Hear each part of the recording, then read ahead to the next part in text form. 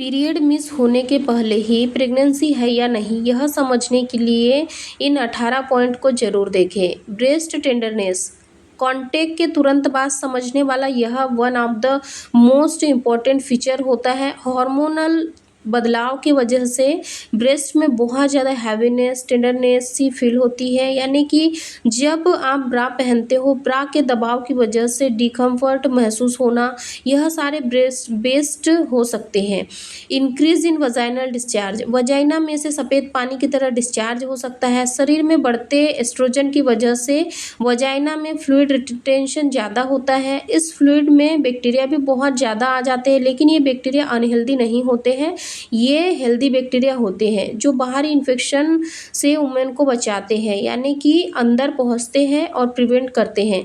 Vagina से निकलने वाला यह डिस्चार्ज काफ़ी ट्रांसपेरेंट होता है, इनमें से कोई बदबू नहीं निकलती और यूजुअली यह क्लाउडिनटेक महसूस होता है। प्रेगनेंसी में शरीर में प्रोजेस्टेरॉन की लेवल बहुत ज़्यादा बढ़ने लगती है। बढ़ते हुए प्रोजेस्टेरॉन की वजह से मेटाबॉलिज्म अफेक्ट होता है, शरीर में डाइजेशन भी अफेक्ट हो सकता है, जिसकी वजह से एनर्जी लेवल काफ़ी कम महसूस होता है और थकान महसूस हो सकती है।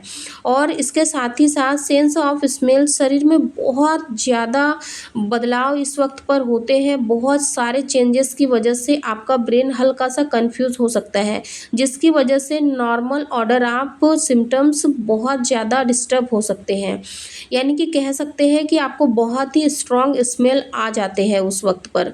उसकी वजह से आपको बहुत ज़्यादा उल्टी होने का मन करता है और कई बार आपको यह स्मेल इतनी तेज़ आती है जिसकी वजह से आपको सर में भी काफ़ी ज़्यादा दर्द रहता है और बहुत ही ज़्यादा आपकी नाक सेंसिटिव हो जाती है उस वक्त पर।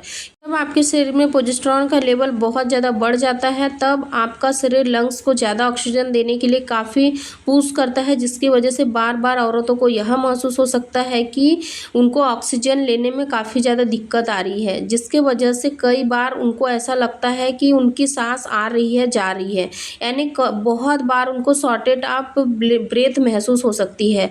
मॉर्निंग सिकनेस, शरीर में बढ़ते हार्मोन्स की वजह से सुबह सुबह बहुत ज़्यादा नोज़िया फील हो सकता है। यह नोज़िया मॉर्निंग सिकनेस के नाम से पहचाना जाता है।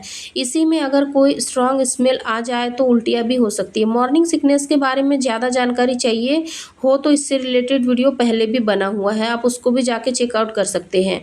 कई बार ऐसा होता है कि फ्रिक्वेंटली उनको बहुत ही ज़्यादा स्मेल आती है, जिसके वजह से किडनी काफ़ी ज़्यादा काम करने लग जाती है। कई बार यूरिन का कलर हल्का सा ऑरेंज या ब्राउन भी हो सकता है। स्पॉटिंग, इम्प्लांटेशन के दौरान आपके शरीर में हल्का सा खून ट्रिकल डाउन हो सकता है, इसे इम्प्लांटेशन ब्लीडिंग के नाम से पहचाना जाता है। यह ब्लीडिंग काफ़ी हल्की होती है और यह इम्प्लांटेशन का एक साइन होता है। अगर आपको इम्प्लांटेशन ब्लीडिंग के बारे में ज़्यादा जानकारी चाहिए तो इससे रिलेटेड वीडियो चैनल पर है, उसको भी आप ज़रूर देखिए। और इसके साथ ही साथ सर दर्द और चक्कर आना, शरीर में होने वाले कई सारे हार्मोनल चेंजेस, यानी कि फिजिकल चेंजेस की वजह से बहुत सारी जो प्रॉब्लम होती है इस वक्त पर आपको महसूस हो सकती है। कई बार आपको बहुत ज़्यादा थकान भी हो सकती है और कई बार औरतों को इसी थकान की वजह से स्ट्रेस भी बढ़ जाता है, हेडेक भी महसूस होता है, ब्लॉटिंग, शरीर में बढ़ते प्रोजेस्टेरॉन की वजह से डाइजेशन पे असर हो सकता है, जिसकी वजह से शरीर में काफ़ी ब्लॉटिंग यानी कि फूला हुआ महसूस हो सकता है।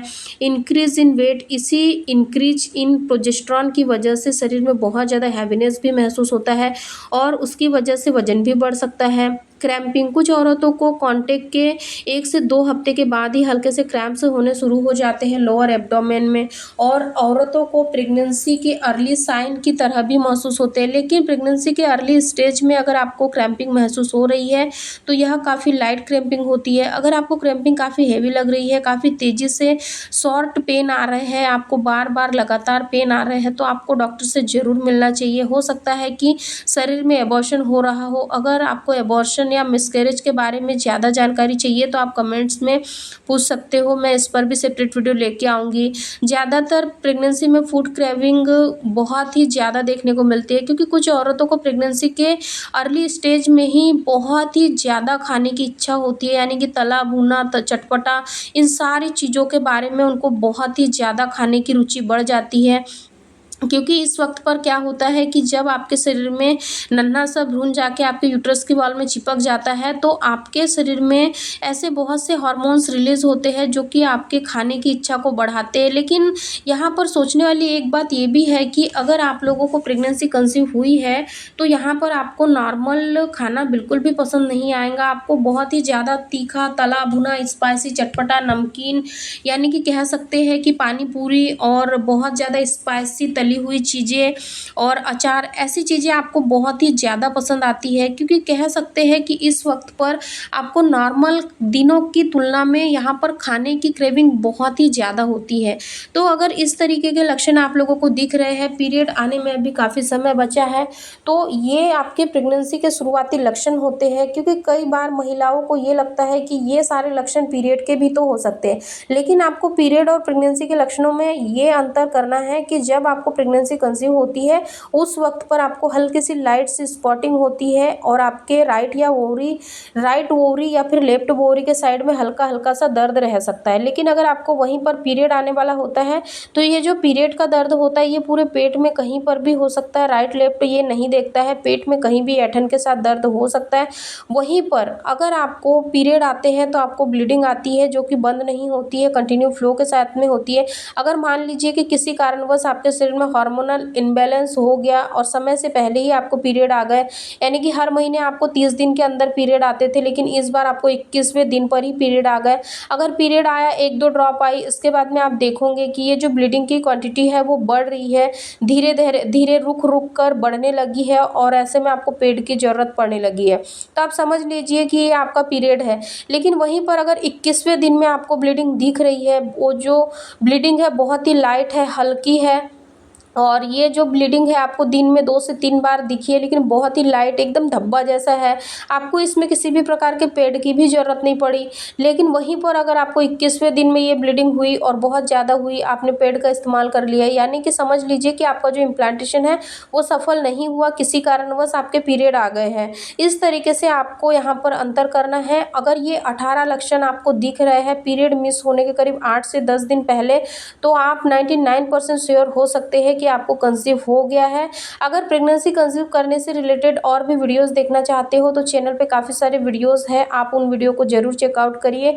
और अगर आप लोगों के मन में ये भी डाउट आता है कि अगर आपके पार्टनर का जो लिंग है वो बहुत ही छोटा है, तो ऐसे में आप लोग प्रेगनेंसी कैसे कंसीव करोगे, तो इस वीडियो को ज़रूर चेकआउट करिए। क्योंकि इस वीडियो में मैंने आप लोगों को बताया है कि स्मॉल पेनिस में किस तरीके से आप लोग पेरेंट्स बन सकते हो, क्या क्या सावधानी आपको रखनी है और किस समय पे आप लोग रिलेशन बनाना है, रिलेशन बनाने से पहले और बाद में क्या क्या मिस्टेक नहीं करना है। इन सभी पे मैंने सेपरेट वीडियो बना के चैनल पे अपलोड किए हैं, तो आप उन वीडियो को जरूर चेकआउट करिए, आपको काफ़ी हेल्प मिलेंगी प्रेगनेंसी कंसीव करने के लिए। फिर मिलेंगे ऐसी एक नॉलेजेबल इन्फॉर्मेटिव वीडियो के साथ, तब तक आप अपना ध्यान रखें। वीडियो से रिलेटेड अगर कोई भी क्वेरीज होती है तो कमेंट्स में पूछना बिल्कुल बिल्कुल भी ना भूलें। फिर मिलेंगे एक नए टॉपिक के साथ, तब तक आप अपना ध्यान रखें, खुश रहें। Thank you so much for watching.